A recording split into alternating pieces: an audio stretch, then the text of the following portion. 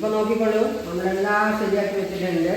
എല്ലാം മാവ് ഇലയിൽ പരത്തി വെച്ചിട്ട് ഇങ്ങനെ വെച്ചിട്ടുണ്ട്. ഗ്രാനൈറ്റിൻ്റെ മുകളിൽ 10-25 എണ്ണമായിട്ട് ഉണ്ടാവും ചെറുത് വലുതായിട്ട്. പിന്നെ ഞങ്ങൾ മഞ്ഞൾ ചപ്പലിൽ അപ്പം ഉണ്ടാക്കാൻ പോകുന്നു. അതിന് വേണ്ടി ഇല പറിക്കുന്നുണ്ട് കേട്ടോ. മഞ്ഞ ചപ്പലാന്ന് പറഞ്ഞാൽ ഇതാണ്. നല്ല ഇല നോക്കിയിട്ട് പറിക്കുന്നത്. ഇല നല്ലതുണ്ട്, വലുതാണെങ്കിൽ നല്ലത്.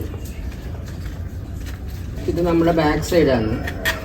നല്ല ഇലയാണ്, പക്ഷെ വലുത് നമ്മൾ നട്ടതാണ്. അങ്ങനെ മഞ്ഞൾ ചപ്പലിൽ അപ്പം ചൂടാൻ വേണ്ടി പോകുന്നത്. ഇതൊന്നല്ല, നല്ല ഇല നോക്കൂ, ഇതാ നല്ല ഇലയാണ്. മഴക്കാൻ്റെ ഇല നല്ല തേച്ചിട്ട് നല്ല ഇതായിട്ടുണ്ട്. ഇതും കൂടി പരിക്കാം മതിയാണ്. ഇത്ര ധാരാളം മതി.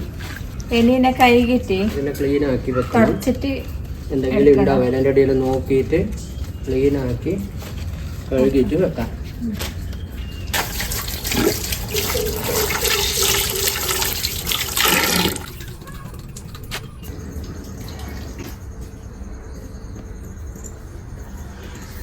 മഞ്ഞളപ്പാക്കാൻ വേണ്ടിയിട്ട് ഞാൻ 3 ഗ്ലാസ് അരി എടുത്തിന്.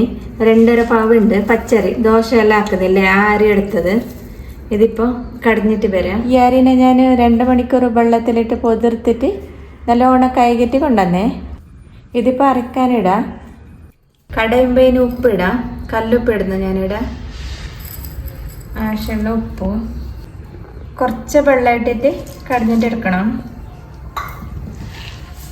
നിങ്ങൾക്ക് മിക്സിയിലോ ഗ്രൈൻഡറിലോ എന്തിനു വേണമെങ്കിൽ അരക്കാം. കുറച്ച് കട്ടി കറക്കണമെന്ന് മാത്രമേ. ഇതിപ്പോൾ ആയിക്കൊണ്ട് വന്നു. ഇതാ ഈ പാകത്തിൽ അരക്കണം. ഇതാ ഇങ്ങനെ വേണം.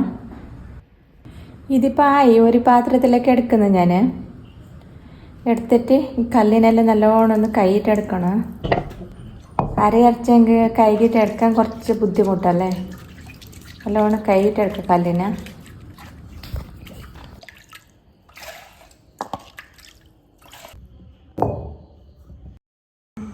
ഇത് മഞ്ഞൾ ഇല അതിൻ്റെ ആദ്യം ഉണ്ടാക്കാൻ മുമ്പേ ഈ ചെറിയ കഷ്ണം ഇത് അധികം ഇത് തൊട്ട് ഇത് കട്ടാക്കിയിട്ട് എടുക്കാം. എന്നിട്ട് പാത്രത്തിൽ വെക്കില്ല. ശരി, അപ്പം ഉണ്ടാക്കാൻ വേണ്ടിയിട്ട് 1.5 തേങ്ങ ചെറുത് വെച്ചിട്ടുണ്ട്. പിന്നെ ഒരു 300 ഗ്രാം വെല്ലം അതിനെ ചെറുതാക്കിയിട്ട് ശരിയാക്കി വെച്ചിട്ടുണ്ട്. പിന്നെ മാവ് അരച്ച് വെച്ചിട്ടുണ്ട്. ഇത് തേങ്ങയും വെല്ലവും ഇപ്പം മിക്സ് ആക്കണ്ട. നമുക്ക് ഈ മാവ് ആദ്യം ഇലയിൽ പരത്തി വെച്ച ശേഷം ഇത് രണ്ടും കൂടി മിക്സ് ആക്കാം. തേങ്ങ ചെറുങ്ങനെ ചെറിയണം. ഇനി നമുക്ക് ഇലയിൽ മാവ് ചേർത്താം. പിന്നെ വെല്ലവും തേങ്ങ ഇട്ടാൽ നല്ല വലുതുണ്ട്. വേണമെങ്കിൽ ഇതിനെ കട്ടാക്കാം. ഞങ്ങളിപ്പോൾ കട്ട് ചെയ്യുന്നില്ല, വില വെക്കാം. അതിന് വേണ്ടിയുള്ള പാത്രം വലുതുണ്ട്. ആദ്യം എല്ലാം ഇങ്ങനെ മാവ് കുറച്ച് ഇലയിലിട്ട് കൊടുക്കാം. കുറച്ച് ഇട്ടാൽ മതി, അധികം ഇടണ്ട. അത് പരത്തുമ്പോൾ ശരിയാണ്. ചെറുപ്പായിട്ട് പരത്തണം. ഇപ്പം തിന്നാൻ നല്ല പാങ്ങുണ്ടാവും. ആദ്യം ഇതെല്ലാം പരത്തിയ ശേഷം നമുക്ക് മിക്സ് ആക്കാം. വെല്ലയും തേങ്ങയും വെള്ളം തൊട്ട് പരത്തണം. ഇല്ലെങ്കിൽ അത് കൈക്കൊട്ടുന്നു. ഈ അപ്പം നമ്മൾ ഈ കാസർഗോഡ് ചില നല്ല ദിവസങ്ങളിലെല്ലാം ഉണ്ടാക്കാറുണ്ട് വീട്ടിൽ. നാഗരപഞ്ചമിക്ക്, അഷ്ടമിക്ക് എല്ലാം നമ്മൾ ജന്മാഷ്ടമി, നാഗപഞ്ചമി, ഈ നല്ല ദിവസങ്ങളിലെല്ലാം വീട്ടിലുണ്ടാക്കും. നല്ല ദിവസം ഈ മഞ്ഞളിൻ്റെ എല്ലാ ഷോപ്പുകളിലും കിട്ടും. ഇങ്ങനെ കയ്യിലോട്ട് കുറച്ച് വെള്ളം ഇങ്ങനെ പൊളിച്ചിട്ട് ഇങ്ങനെ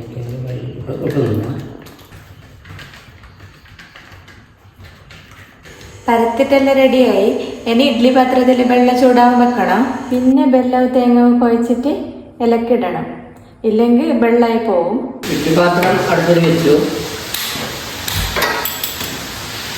വെള്ളം ചൂടാവട്ടെ. ഇനി നമ്മൾ ഈ തേങ്ങയും വെല്ലം ഇട്ടിട്ട് കുഴക്കാം, മിക്സാക്കി. ഇതെല്ലാം പരത്തിട്ടായിട്ട് ഇത് മിക്സാക്കണം. നല്ലോണം കുഴച്ചെടുക്കാം.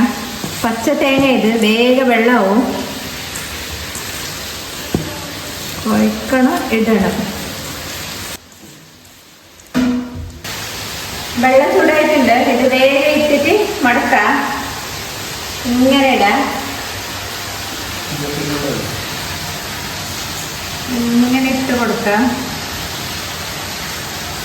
അധിക സമയം ഇങ്ങനെ വെച്ചെങ്കിൽ വെള്ളമെല്ലാം വെള്ളമാവും. ചൂടാക്കിയിട്ടില്ലല്ലോ നമ്മള്. ഇങ്ങനെ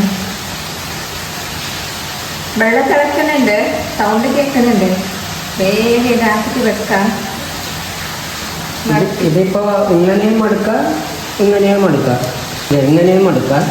അല്ലെങ്കിൽ നമുക്ക് ഇങ്ങനെ നീളത്തിൽ കൂടി വേണമെങ്കിലും മടുക്കാം, നമ്മുടെ സൗകര്യം പോലെ.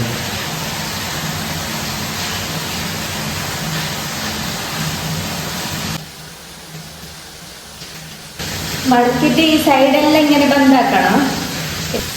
ചെറുതെല്ലാം നീളത്തിൽ മടക്കിയാൽ മതി. വലുതുണ്ടെങ്കിൽ അഡത്തിൽ മടക്കിക്കോളും.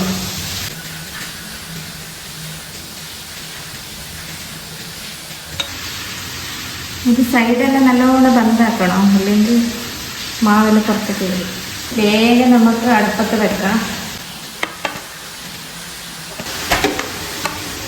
വെള്ളം നല്ല ചൂടായിട്ടുണ്ട്, തിളക്കുന്നുണ്ട്. കുറച്ചൊന്ന് ഗ്യാപ്പ് വെച്ചിട്ട് വെക്കണം, ഇല്ലെങ്കിൽ ശരിക്കും വേവില്ല.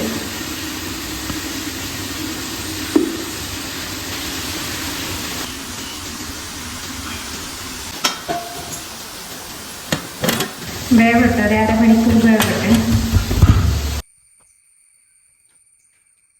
അരമണിക്കൂറായി. ഇപ്പൊ വെന്തിനാന്ന് നോക്കാം.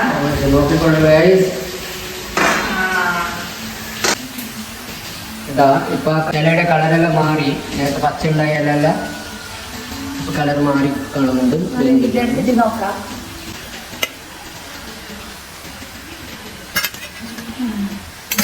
വെന്തിട്ടുണ്ട്. തീ ഓഫാക്കാം.